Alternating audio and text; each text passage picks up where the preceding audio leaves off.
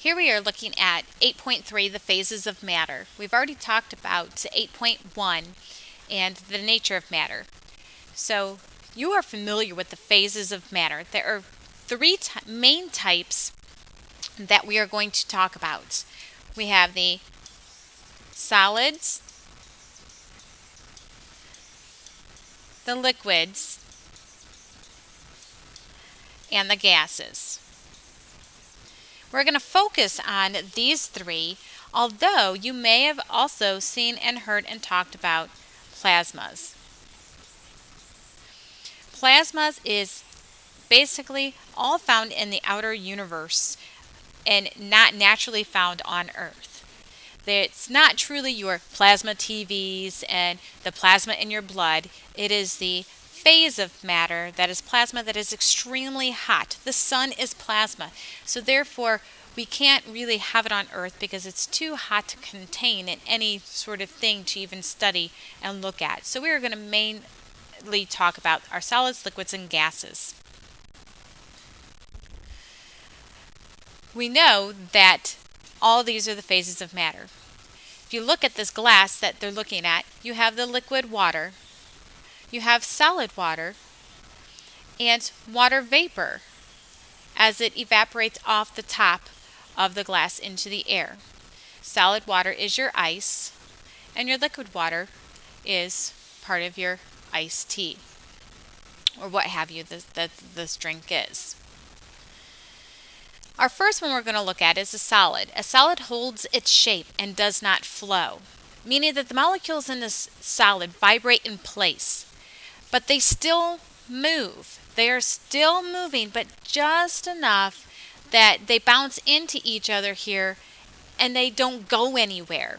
So the table that you're sitting at is moving, but it's moving so little and so close together that they're not going to have a huge movement that you can feel it. Okay.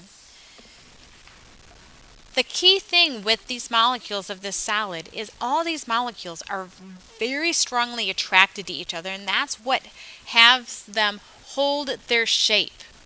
So it holds their shape. So it has a definite shape and a definite volume. Doesn't mean that the shape or volume will never change. For instance, sharpening a pencil. You can sharpen a pencil and it changes the shape, but it's still solid. Okay. A liquid holds its volume but does not hold its shape. It flows. Okay. They always have the same shape as their container. You take orange juice from a pitcher and you pour it into the glass. It takes the shape of what you're putting in, but you still always have the same amount. Okay, so it's the same volume. Now liquids flow because the molecules move around more. Now look at the space in between these molecules compared to the solid molecules. There's a little bit more. And the arrows are bigger for their movement. So they move a little bit more, and this is what allows them to do their flowing. Motion of liquids happens because they're basically kind of acting like tug of war with each other. They push and pull for their forces, but they still stay together, but they're not as close together as your solids. Your gases, they flow like a liquid, but they can expand or contract to fill a container. So basically that means that it does not hold the volume or the shape. It can change. Think about a balloon. You can squeeze a balloon and make it smaller, or you can expand it bigger also. Now, not by adding more gases, but by heating them up. So look at the space in between your gas molecules here. So they have a lot more room to go. And as we talked about the Brownian motion, that atoms are always in motion. So they continue to go until they hit something, and then they're going to bounce off of it. So gases are always constantly in motion.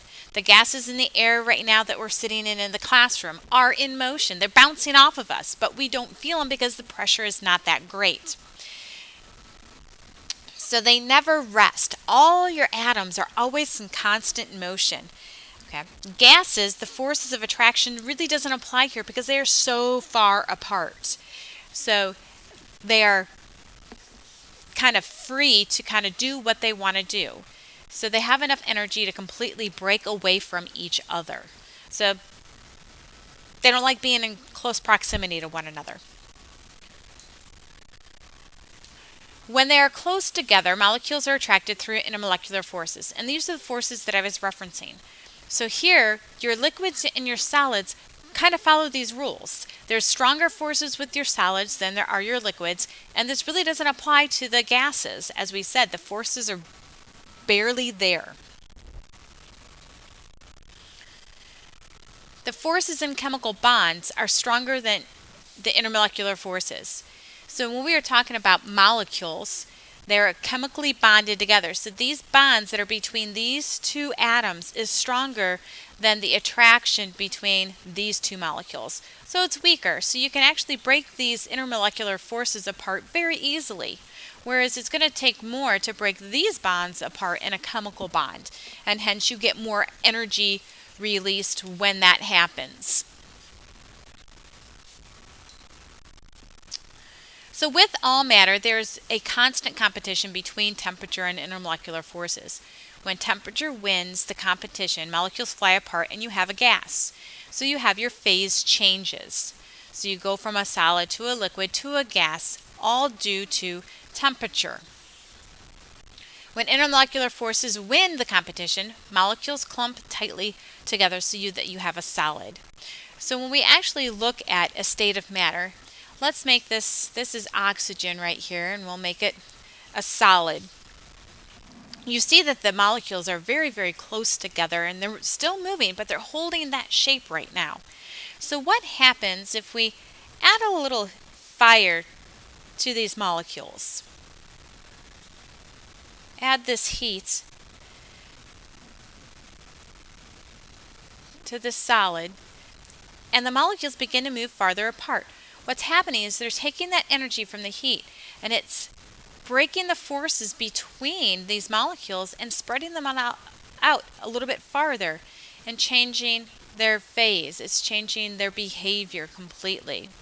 Now if we take and let's look at water, as we're all familiar with water.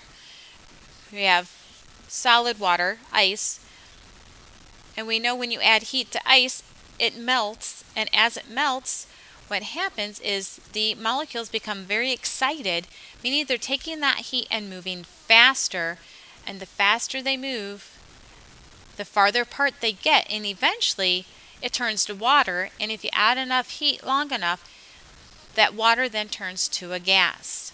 So if we take it down and cool it down, what happens to our molecules as we take the heat away?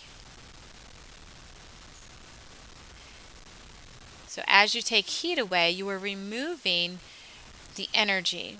So you'll see some of them are starting to slow down. And that attraction comes back together. So you go back to your phase of a solid. Now notice the structural ring of your water molecules here. We talked about that. Imagine the alcohol from the 10 plus 10 activity filling in those empty spaces. Okay. So we can change that to a gas. And that's what we basically did by adding heat to the solid, and the liquid is a little bit closer together. Solids are very close together, kind of rigid, not moving as much. So you can look at argon, neon, and they do the same thing. You add heat, and you add energy, which speeds up your molecules, and then eventually they're going to break apart, go from your solid to a liquid to a gas. And we'll note that some of them take longer than others. Now look at this. We're only at 72 degrees Kelvin here, whereas it took us a lot more energy to take oxygen and even water to get it to the gaseous stage. So keep that in mind for the next section that we'll talk about. of how these phase changes happen. Here we're just focusing on what the phases are and how they behave. So you should have the definitions and some examples of how they behave filled out on your chart and a sketch of what these molecules look like in each of those states.